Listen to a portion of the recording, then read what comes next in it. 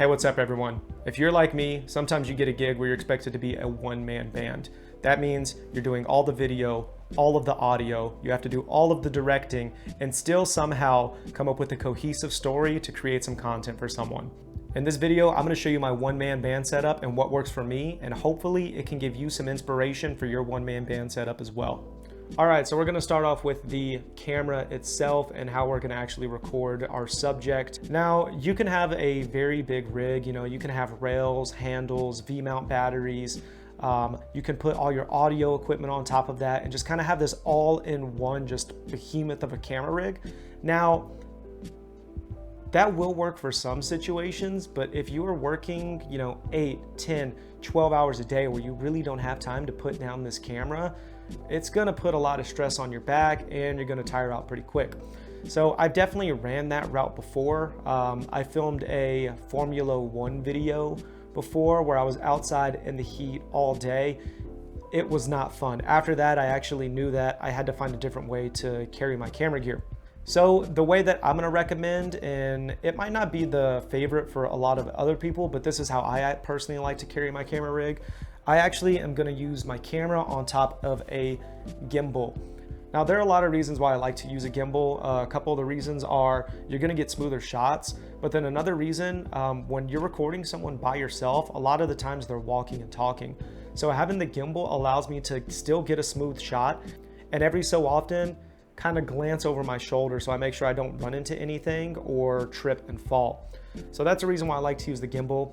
Now, all I do is I just take my Sony FX3 and I put it on top. I do have a microphone on top, but I am going to get into that here in a bit when I talk about audio. But that is the way that I like to run it. It's very simple and I feel like it is very effective. All right, and next I want to talk about audio. So regardless if you're an audio whiz or not, if you took on the gig, you're expected to get clean and good audio. Now, I've run into situations where I have messed up myself and sometimes I only had one source, so I recommend having as many backups as possible. And in this situation, I'm giving you 3 backups just in case one of your audio situations does not work out. So the number one is what I am using on top of my camera right now. So I have a shotgun microphone. I'm using the VideoMic NTG, but you can choose any shotgun microphone of your choosing. I'm going to recommend that you use a recorder, some sort of microphones as well that allow you to backup record internally. I believe the DJIs do this, but of course my go-to is always going to be the Rode Wireless Go system. So the way that we're all going to tie this in together is you are going to have your wireless microphone system mic'd up on the Talent. The receiver is then going to be connected to your recorder, and then the recorder is going to be recording internally. So we got the recording inside here, we have the recording inside the microphone itself, and then like I said, we have another backup audio source on top of the camera. The Rode Wireless Go 2s only come with a 3.5 cable, so the way to get these to work with each other is you're going to need 3 items. You're going to need 2 Rode VXLRs as well as the Rode SC11 cable. Now, I haven't seen a lot of ways to actually make this work online. I've gone myself and bought a XLR to 3.5 adapter, and for some reason that just didn't work. And if you know why that doesn't work, just put it in the comments below. But I ran across a forum where this audio setup works, and after testing can confirm it works like a charm. So what you're going to do is you're going to plug the VXLRs up onto this end. Now these are going to go into your input 1 and input 2, and then your receiver is going to go on this 3.5 end right here. Now what you want to do is you want to go ahead and split the channels into left and right, and then that is going to give you left on channel 1 and right on channel 2, or vice versa, depending on how you actually plugged it in. So the nice thing about this as well is if you're using 2 microphones, now you can hook up 2 people and actually monitor their audio levels. Now this setup looks like it would be perfect, but you're probably wondering, how am I going to carry this all if it's just me and I'm holding a gimbal?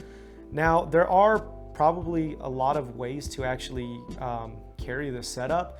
I believe you could even get a belt loop under here as well, but the way that I found was the best And a part of the reason why I actually like using the Zoom F6 opposed to a different smaller recorder is because I actually found this case online